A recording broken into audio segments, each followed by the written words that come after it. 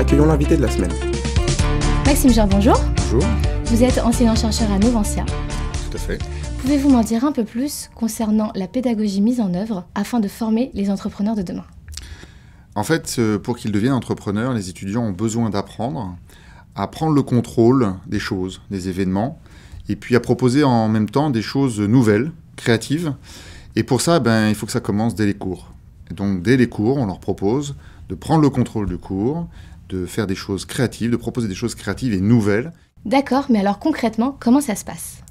Eh bien, c'est assez simple. En fait, je donne la possibilité aux étudiants, au début du cours, de décider par eux-mêmes, en fonction du thème du cours.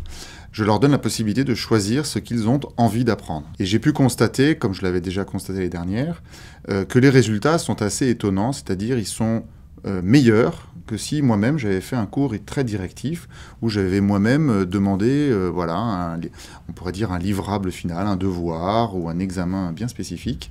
Et j'étais obligé, je dis bien obligé parce que la qualité des travaux était telle que je n'avais pas le choix, de vraiment bien noter. Et pourtant, c'est pas mon habitude. Cette année, j'ai voulu innover, encore une fois, et j'ai proposé aux étudiants de s'auto-évaluer. Parce que je pense que être capable de s'auto-évaluer, c'est-à-dire de s'attribuer une note, de reconnaître une valeur à son travail, c'est une compétence d'autonomie d'abord, mais qui est indispensable non seulement pour un salarié dans une entreprise, mais surtout pour l'entrepreneur qui n'a pas justement, on pourrait dire, d'encadrement ou de management pour lui faire un retour, un 360 degrés, etc. L'entrepreneur a lui-même besoin de décider par lui-même de ses objectifs, décider de la façon dont il va pouvoir les atteindre, mais surtout après, de pouvoir se dire, qu'est-ce que ça vaut? Et surtout, quelles actions prendre après par la suite. Tout cela est très intéressant. Comment c'est perçu par vos collègues? Bien, écoutez, je crois que l'année dernière, j'étais le seul à pratiquer cette pédagogie. Il est clair que ça a un impact sur le fonctionnement de la classe parce que la classe bouge, la classe parle fort, le cas de la feuille d'absence ou de présence, on devrait dire plutôt.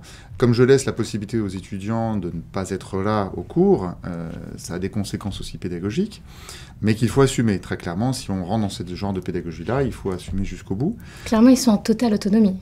Complètement. Alors, autonomie, mais une autonomie encadrée. Et néanmoins, c'est vrai qu'avec les résultats que j'ai eus et les témoignages que j'ai pu apporter, certains de mes collègues m'ont rejoint cette année. Et j'espère pouvoir monter, pourquoi pas, un projet avec le CIRP l'année prochaine pour pouvoir justement faire en sorte qu'il y ait un film et que ce soit officialisé et qu'on puisse justement montrer ce genre de pédagogie entreprenante et entrepreneuriale à un plus grand nombre de professeurs, non seulement de Novantia, mais pourquoi pas d'autres écoles de la Chambre et d'autres écoles en France. D'accord. Merci beaucoup en tout cas Maxime de nous avoir accordé cette interview. Avec plaisir. Merci Chloé. C'était Cédric, en direct de Novantia News TV. À très bientôt.